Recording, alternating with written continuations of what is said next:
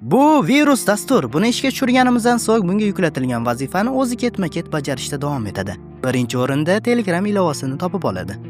So'ngra Telegram ilovasiga kiradi. Keyin esa Telegram qidiruv menusidan kanal nomi bo'yicha qidiradi kanalni. O'zMaxBoy.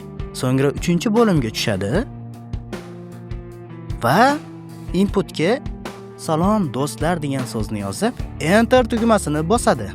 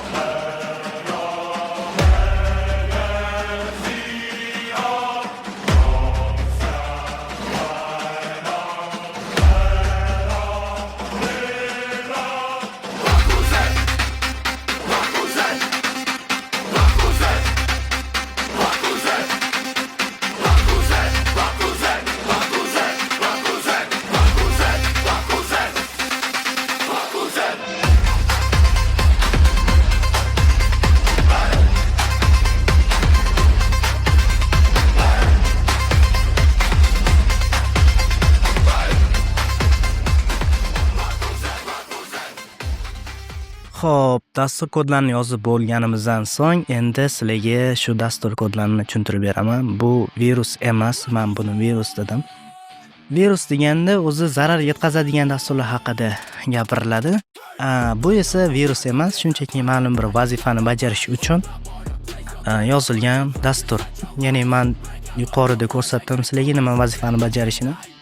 Mana shu vazifa bilan cheklanmaydi. Xohlagandek vazifani bajarish uchun xohlagandek algoritm yozib, sizlar o'zlaring yaratishlaring mumkin. Qiyin masala emas bu. Men misol uchun deb ko'rsatdim sizlarga. Shunaqa gaplar. Bunday dasturlar yaratish uchun PyAutoGUI degan kutubxona kerak bo'ladi va time, ya'ni time nima kerak? Ma'lum bir vazifani bajarayotganimizda o'rtada vaqt bo'ladi. Ya'ni sira-sirasi bosa olmaysiz-da, biron bir narsani qila olmaysiz. Internet muammosi bo'lishi mumkin, kompyuter qotishi mumkin, shunaqa narsalar. O'shaning uchun orasiga vaqt qo'yamiz. Ma'lum bir vaqtdan keyin mana shu ishlarni bajarish kerak deb. Xo'p, videomiz yoqqan bo'lsa, like bosishni unutmanglar, obuna bo'lishni ham unutmanglar. Bundan ham zo'r video roliklar chiqadi, xudo xohlasa. Xo'p, bundan avvalgi videomni ham ko'rishni maslahat beraman. Mana shunday Pythonda yozilgan dasturlarni exe faylga aylantirish haqida bo'lgan. Hammaga xayr, omon bo'linglar.